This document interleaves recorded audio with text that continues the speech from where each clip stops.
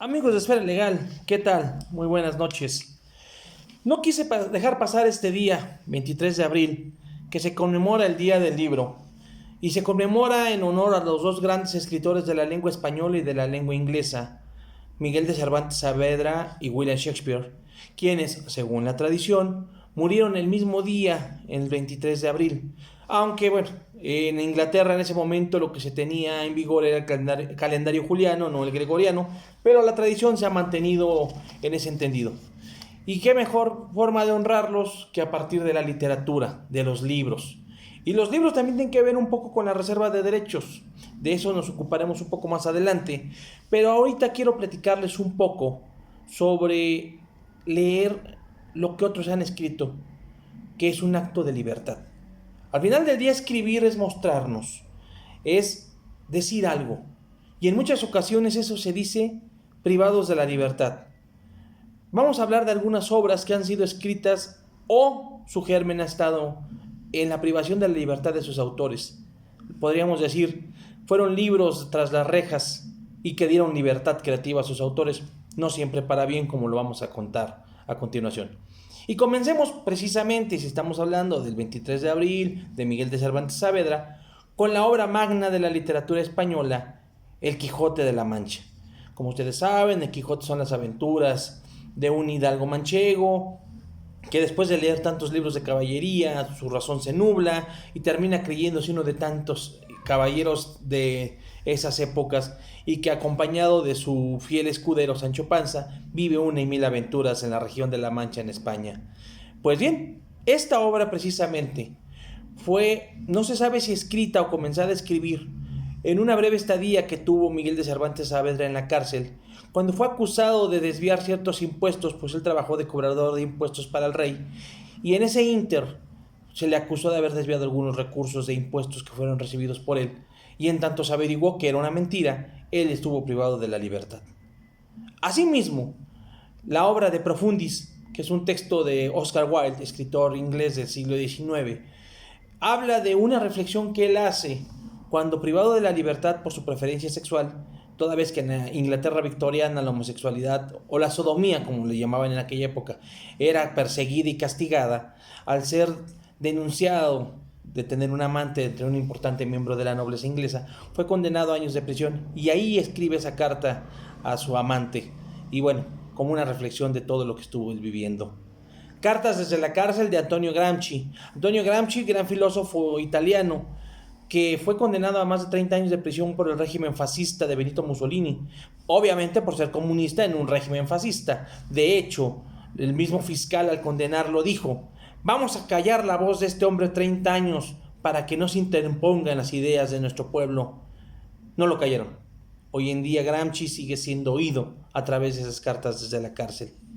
En ese mismo tenor, en la cárcel, pero precisamente en el ámbito ideológico contrario, tenemos Mein Kampf, Mi lucha, el libro de Adolfo Hitler, que fue escrito en la prisión cuando este fue condenado primeramente a 5 años de prisión por el célebre putsch de la cervecería, aquel intento en 1923 de tomar el poder por la fuerza, tal y como Benito Mussolini ya había hecho en Italia, pero en Alemania esto no funcionó.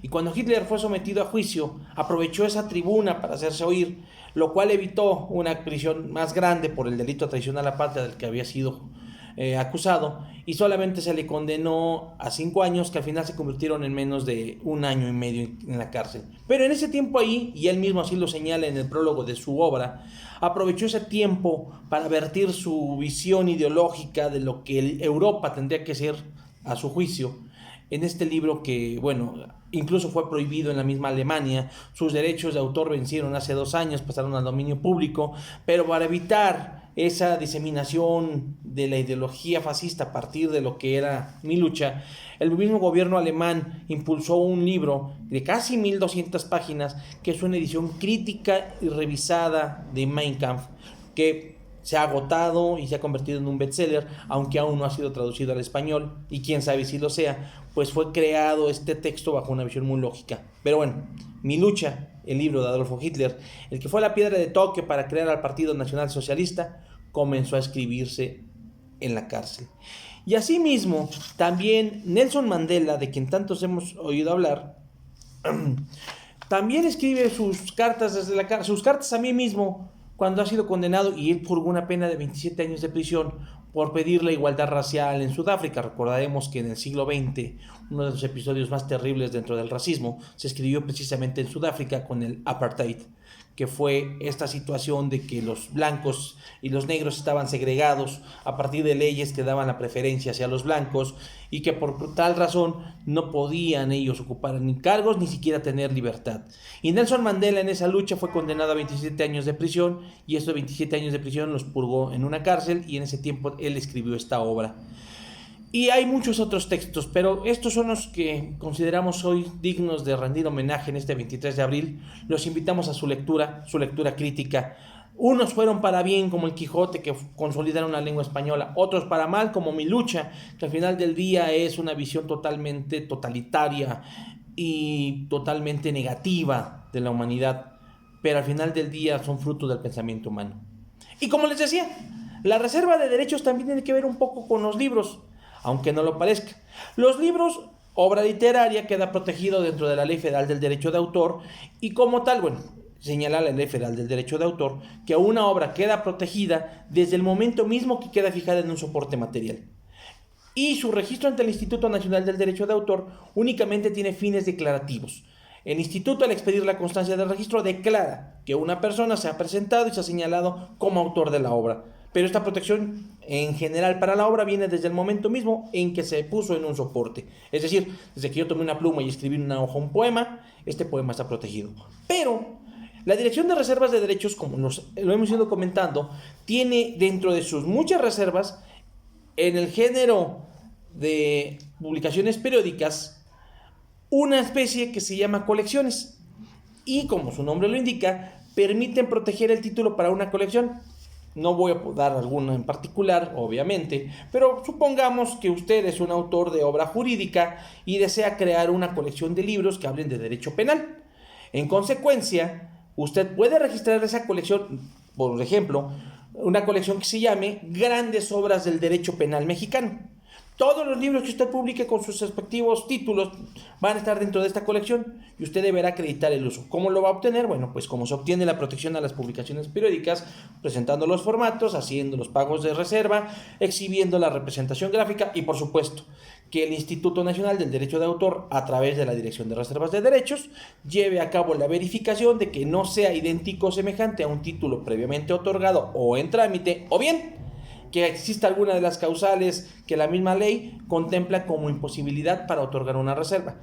Por cierto, en un video próximo vamos a analizar a profundidad precisamente estas causales para tratar de exponerlas de una manera sencilla y asequible a todos ustedes. Finalmente, aunque no hay reserva de derechos, el Instituto Nacional del Derecho de Autor, dentro de la Dirección de Reservas de Derechos, es el responsable de la Agencia Nacional del ISBN. ¿Qué es el ISBN? El International Standard Book Number, o número internacional normalizado del libro, que no es otra cosa más que un dígito identificador que se otorga a editoriales o autores editores y que permiten saber que una determinada obra ha sido publicada por una editorial o por un autor. En este caso, uno deberá presentar su solicitud ante el Instituto Nacional del Derecho de Autor, a la Agencia Nacional ISBN, que se encuentra de alguna manera cercana a la Dirección de Reservas de Derechos, y en caso de que sea procedente por todos los requisitos que se deben cumplir, se otorgará esta protección. Esta protección se entrega a determinados textos impresos, en este caso, como lo estamos comentando, a libros. Y bueno, pues por el momento sería todo. Celebremos el 23 de abril leyendo, que leer al final del día es un acto de libertad. Que tengan ustedes muy buenas noches y recuerden que en Esfera Legal protegemos tu creatividad.